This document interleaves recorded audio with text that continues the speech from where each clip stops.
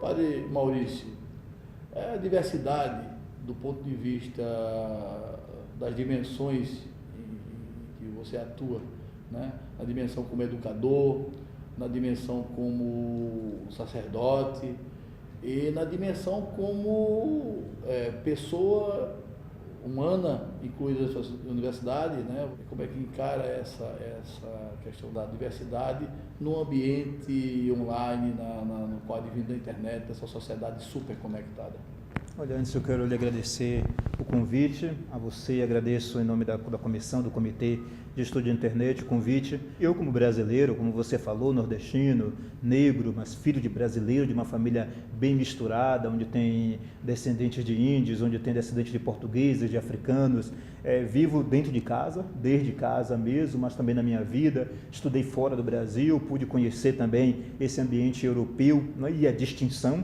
Enquanto aqui no Brasil a gente tende a tratar a diversidade, às vezes com palavras que disfarçam, né? O moreno, o branco amarelado. O continente europeu não tem isso, né? É bem claro. O branco, o negro, o asiático é muito claro. Você é colocado diante da diversidade e isso é muitíssimo importante para a configuração e para a clareza de sua identidade. Acho que a internet, sabe, Sival, ela ajudou a gente a compreender talvez a dimensão da falta da diversidade. Porque não foi a internet que, por exemplo, criou o racismo. O racismo existe numa sociedade. O que acontece é que a internet fez com que esta dimensão da sociedade, por exemplo, como a brasileira, ficasse mais escancarado. Aquele que talvez dissesse assim, eu não tenho informação ou não acredito que o Brasil seja um país racista, agora com a internet ele pode dar-se encontro com a diversidade e com os problemas nascidos pelo não respeito à diversidade. E aqui é muito importante dizer, porque algumas pessoas veem a diversidade como um problema. Não. A palavra sociedade, a palavra societas, é uma palavra antiga no vocabulário ocidental indo-europeu. Todavia, é uma palavra atual, porque na natureza da palavra sociedade está dito conjunto, e está dito conjunto que se relaciona, certo? Talvez os medievais tenham pensado esse relacionamento sem choques, mas na verdade não, a sociedade, mesmo com seus choques, ela pode sim se organizar a partir de valores altos e nobres da diversidade. Nós vivemos hoje numa carência ainda muito grande de que as pessoas elas cheguem na sociedade da informação. Porque quando eu falo inclusão digital, pensamos simplesmente dar internet para as pessoas ou colocar. Só que existe um patamar superior que, à medida que elas estejam empoderadas com essa ferramenta, elas precisam dar vazão às suas ideias e interagir com outros para que se forme a sociedade do conhecimento. Como é que nós poderíamos acelerar esse processo de, ao chegar na sociedade da informação, nós caminhamos para a sociedade do conhecimento? Olha, uma vez uma aluna me perguntou, professor, nós não temos o direito, para que mais necessitamos da ética? Então eu fui explicar para ela que o conteúdo ético antecede a formulação jurídica. Eu acho que esses tempos de internet, não, do desenho global da humanidade, porque ali, por exemplo, uma das expositoras mostrou que cerca de metade dos brasileiros não tem acesso direto à internet ou não tem um computador em seu lar a tal ponto que tem acesso. Todavia, a repercussão da internet na vida delas, mesmo quando elas não usam, é inevitável. Eu não acredito, não sei se sou ingênuo, não vejo um voltar atrás. Não vejo que a sociedade vai dizer assim, queremos menos contato global. Ou queremos um contato global do tipo mental e vamos renunciar à rede global de informação. Eu não vejo. É aqui, falando do lugar agora de professor universitário, que eu vejo o grande papel da educação e da universidade.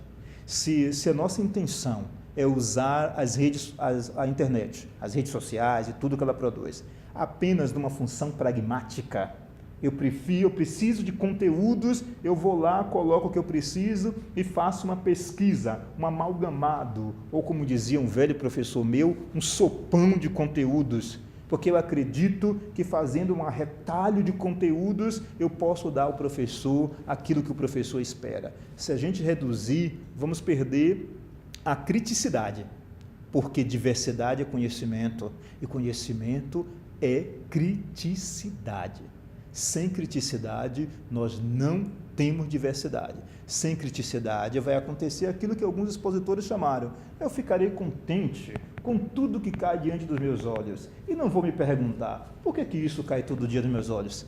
Por que outra informação não está presente? Então, o papel da educação e da educação crítica, de uma educação que não aceite apenas um labor pragmático, contenutístico, frio, mas de um conhecimento que interrogue, que aprofunde e que dê a sua própria concepção pessoal.